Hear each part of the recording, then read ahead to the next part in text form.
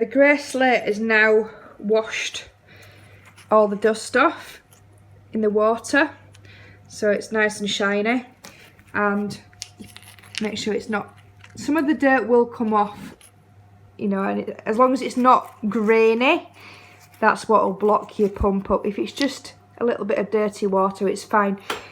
Just put that into your bag. Put everything out of the bucket into the bag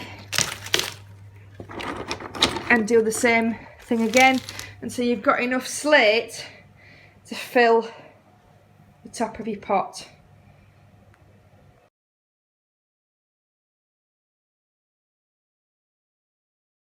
So what you do next is you cut a cross into the centre of the rodent mesh. That is all you have to do. You just cut a cross into it and then open it so that your water fountain can get through the hole. You don't have to cut a circular hole. If you just cut a cross into the wire mesh, that'll be big enough to open it up, and then you can close it up once the fountain's through it so that it doesn't leak around the side, so leaves and things don't get into it. Your solar powered water fountain should then fit through the rodent mesh like that, through the centre. So there's enough room so that the tube goes through it like that, and then the wire goes underneath. So then what you do is you sit the mesh and the water fountain on top of the plant pot in the pot like that. The suckers will stick down onto it to give it a little bit of a push so it sticks to it. It should stick.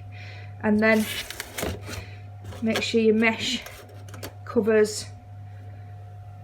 Don't forget to put the water in first though, although you can refill it once you've even put the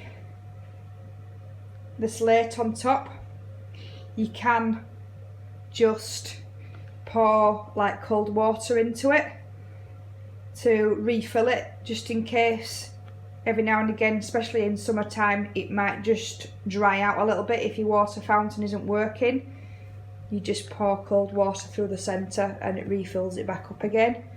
Sometimes you need to take it all apart just to give it a clean out, like every couple of months or something. But that's all really. And then once your mesh is in like that, you just fill it with the, well, I can put the Grey Slate in now, so I'll show you how to do that bit next. Next part, you need to fill the top so it raises it up a little bit, so when you put the wire mesh and your fountain into the top of the pot with the bowl, it raises it up a little bit, so you don't have to put too much slate in the top then. It just saves you your slate, so you don't have to put as much in. So all I've done is put some cardboard plant pots underneath. Nobody will be able to see them when it's all covered, but it means it's lightweight to fill it. So the pot is still really lightweight. You don't want to be putting bricks or stones or anything in it because it just makes it far too heavy for you to move if you need to move it. So just pack it with some cardboard. These are just cheap that you can buy from pound shop. Any pound shop or DIY store, you can buy them really cheap. And you add your bowl into the top on top of the cardboard pots and put your plant pot in the water. Make sure your bowl's full of cold water. Don't use hot water, otherwise you will knacker your pump up. Just use cold tap water.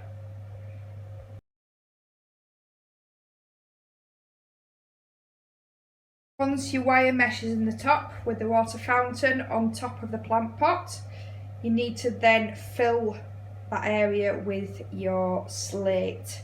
So just pack it all out, cover it all over. Make sure that the fountain is peeping up through the top, otherwise obviously it won't work. So you don't cover this area, you don't cover the fountain, you put the slate around the fountain so it covers that area. Make sure that it's packed down quite a bit so that it can't fall over. Make sure that it doesn't slip into the bowl.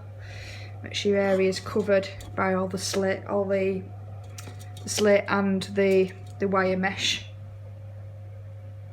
So once you pack it out with the grey slate, you then add the chrome balls. Now, before you do that, you need to just make sure that you've got the solar power connected out of the top of the basket, out of the wicker plastic basket. And then that needs to be, your solar power panel needs to be in full beam sun. So it's not going to work in the middle of winter. In winter time you need to bring it inside, otherwise it's going to get damaged. And it's not expensive, but you don't want to damage it really, you want to keep it for next year. So all you do is just wrap it up, make sure it's in darkness over winter, and then bring it out again in spring. So I'm just showing you this now. I know it's only February, but you might want to save up to do this, because the pots on their own, I got 2 for $29.99, or you can get just ordinary pots from Home Bargains or B&M or wherever you want and just pay $2.99 for them. I'm just a bit different. I've got different taste to some other people. So I get these wicker ones from my garden. They're quite nice. Quite fashionable in your garden are those ones. So it's what people are putting in the gardens. So what you do is make sure that your solar panel is intact and ready to go. Make sure you haven't covered over the sprinkler that's sat in the water, otherwise it won't work. And then finally what you do is you get your chrome balls. You can polish them up a little bit and make them more shiny, or you can just leave them as they are, whichever. I might polish them up at some point because they are a little bit dirty with touching them with the ones, but you can do that later anyway. Once they're in the garden you can do that.